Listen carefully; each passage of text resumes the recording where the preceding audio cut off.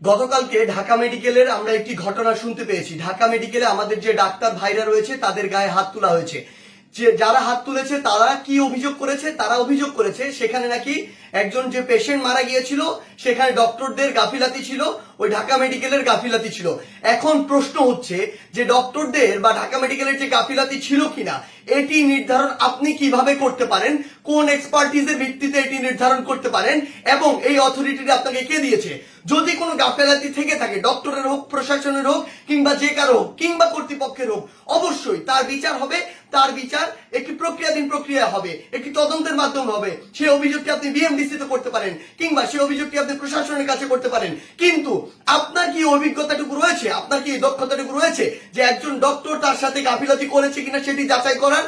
আমাদের সবচেয়ে বড় এখন যে সমস্যাটি হয়ে গিয়েছে, আমরা এই বাঙালিরা অধিকাংশ ক্ষেত্রে অধিকাংশ বাঙালি নিজেদেরকে সব জায়গার দক্ষ মনে করি এবং সব জায়গায় নিজের নাক গলাতে যাই। আপনি আমাকে একটি জিনিস বলুন, যে ডাক্তার 5 বছর ধরে এমবিবিএস পাস করলো, 1 বছর ইন্টার করলো, এরপর বছর বছর ধরে বিভিন্ন ডিগ্রি নিল, পড়াশোনা করলো, তিনি একজন পেশেন্টকে যেভাবে ডিল করেন, তিনি পেশেন্টের ভিতরের এবং বাইরের বিষয়গুলো যেভাবে জানেন, যেভাবে ট্রিটমেন্ট করেন, আপনি কিভাবে মনে করেন আপনি সেই পড়াশোনা না করে শুধু বাইরে থেকে দেখে নিজের চোখে যা মনে হলো তা দেখে তাকে একটি নির্দিষ্ট রেজাল্ট দিয়ে দিচ্ছেন, একটি নির্দিষ্ট ব্লেম দিয়ে দিচ্ছেন?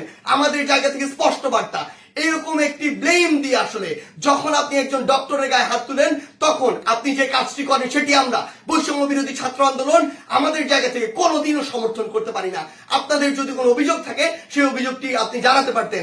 আমরা জানি আমাদের এই পুরো প্রসেসটিতে, এই ছাত্র জনতার অভ্যুত্থানে ডক্টররা কিভাবে ওই হসপিটালের ভিতর থেকে, ওই ইমার্জেন্সি থেকে তাদের ভূমিকাটি রেখেছে।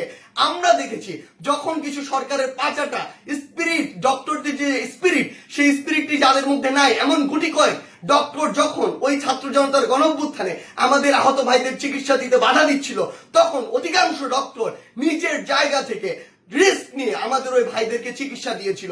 এমন অধিকাংশ ডক্টর রয়েছে যারা ডক্টরদের স্পিরিটটি ধারণ করে এবং আমাদের এই পুরো সময়টিতে আজকে পর্যন্ত আমার হসপিটালে যে আহত ভাইগুলো রয়েছে তাদেরকে নিরবিচ্ছিন্ন সেবা দিয়ে যাচ্ছে, নিজের কথা চিন্তা না করে।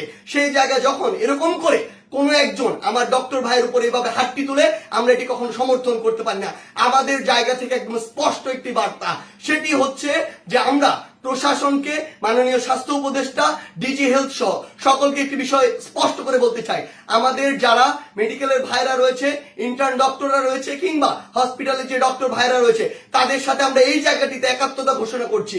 তাদের নিরাপত্তার সর্বোচ্চ ব্যবস্থা করতে হবে। তারা দিনরাত 24 ঘন্টা আমাদের জন্য কাজ করছে, অথচ কেউ একজন চাইলো আর একটা ব্লেম দিয়ে তাদের গায়ে এসে হাত দিয়ে দিল, এটি আমরা আমাদের জায়গা থেকে কখনো মানতে পারি না।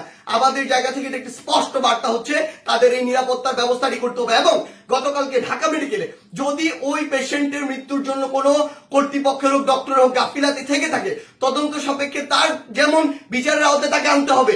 কিন্তু গতকালকে ওই আমার ডাক্তার ভাইয়ের গায়ে যে হাতটি তুলেছে, অপারেশন থিয়েটার থেকে বের হওয়া একজন ডক্টরকে, তার অবশ্যই দ্রুততম সময়ের মধ্যে তাকেও গ্রেফতার করে তাকেও বিচারের আওতায় আনতে হবে। আমাদের জায়গা থেকে স্পষ্ট একটি বার্তা, আইন নিজের হাতে তুলে নেওয়ার মতো অন্যায়টি যদি আপনি করেন তাহলে আপনার পক্ষে কোনোদিন আমাদের অবস্থান থাকবে না। ধন্যবাদ।